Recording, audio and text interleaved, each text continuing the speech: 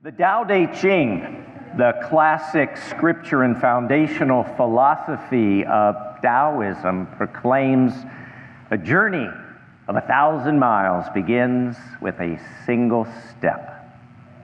A spiritual journey can involve a physical search, a pilgrimage where we leave our present place and step into a new path leading into discovery. A spiritual journey can also be solely internal, unseen by external eyes, but felt within the human heart and psyche. A spiritual journey often begins with a question, a yearning, a calling that opens us. This morning, the interplay of jazz music and spoken word will invite a few glimpses into spiritual journeying.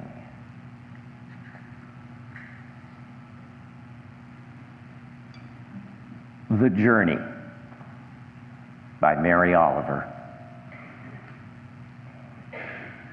One day, you finally knew what you had to do and began. Though the voices around you kept shouting their bad advice, though the whole house began to tremble and you felt the old tug at your ankles. Mend my life, each voice cried. But you didn't stop. You knew what you had to do. Though the wind pried with its stiff fingers at the very foundations, though their melancholy was terrible, it was already late enough, and a wild night, and the road full of fallen branches and stones. But little by little, as you left their voices behind, the stars began to burn through the sheets of clouds, and there was a new voice which you slowly recognized as your own, that kept you company as you strode deeper and deeper into the world, determined to do the only thing you could do, determined to save the only life you could save.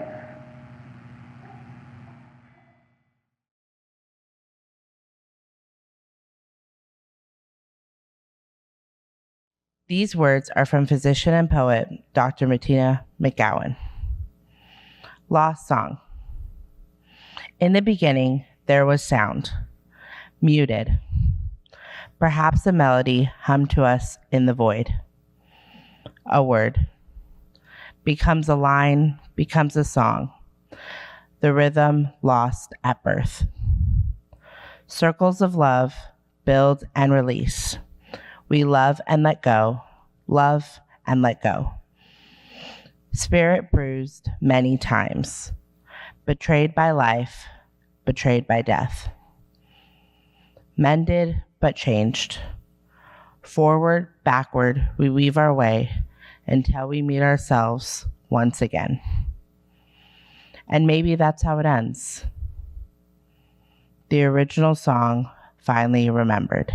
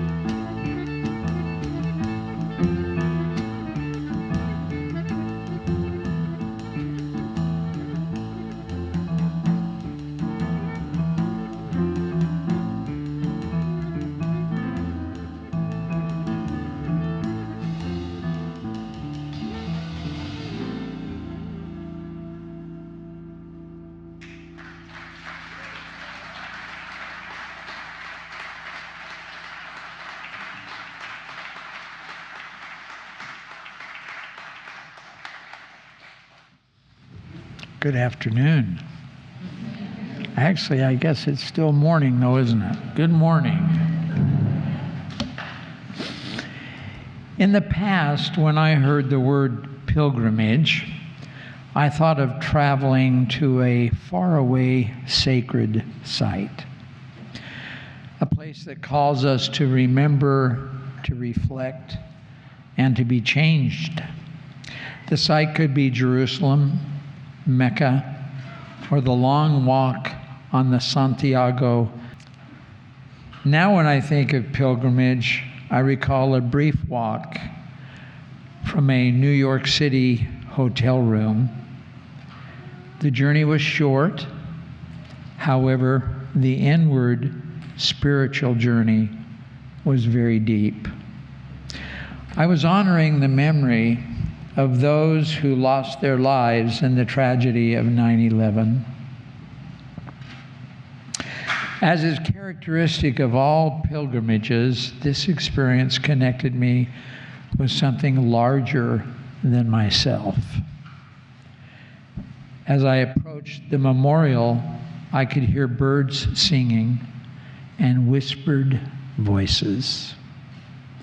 The talk was reverent, calm, and quiet in a place that was once filled with destruction and chaos.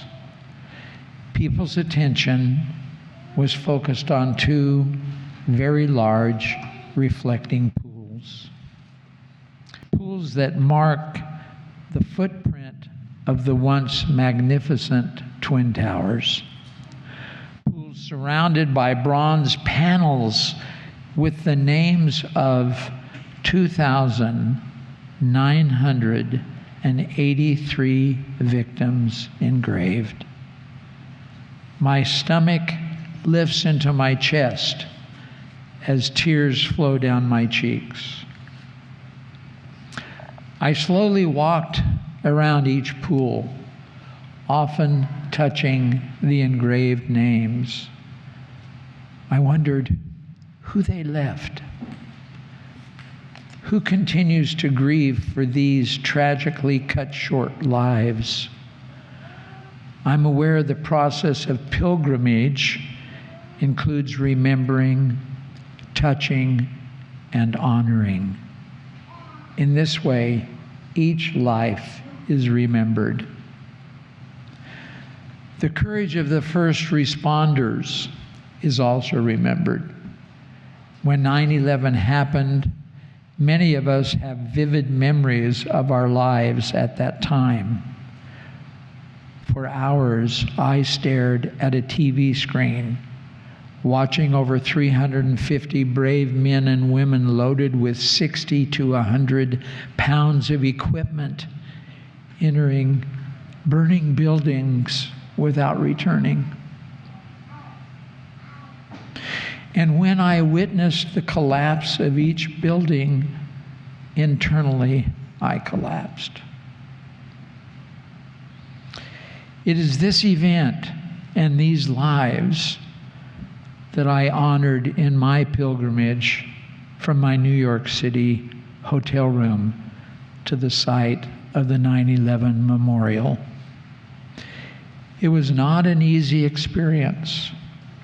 Struggle and sorrow leading to deeper compassion and love were the main components of this journey.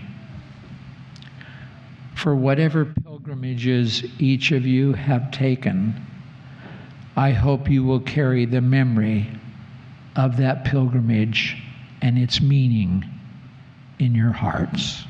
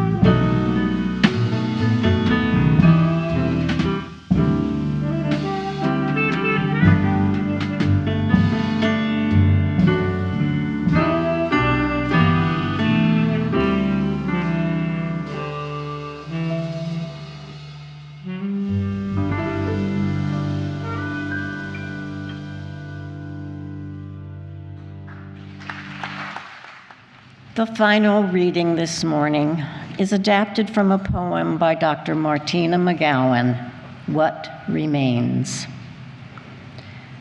What remains on life's road? Behind us, youthful hours consumed with trying to steer straight courses, only to encounter surprise at the very end of the rainbow, seemingly amazed that things did or did not work out or took some unexpected tributary.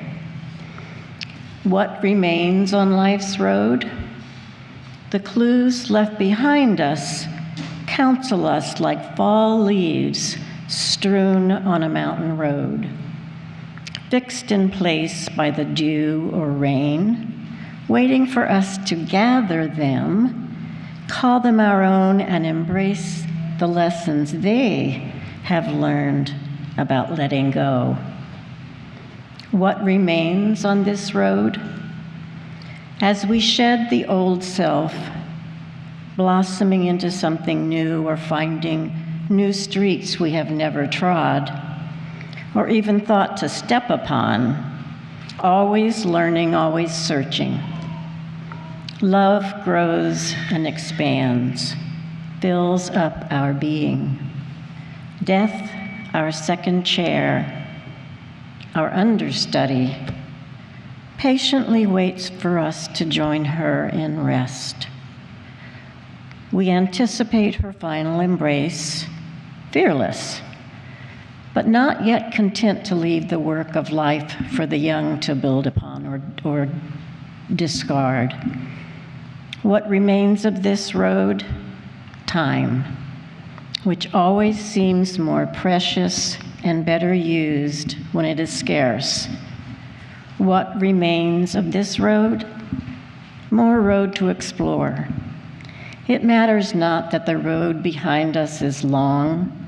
So long as there is road ahead, we will journey on to what is next, to what is precious.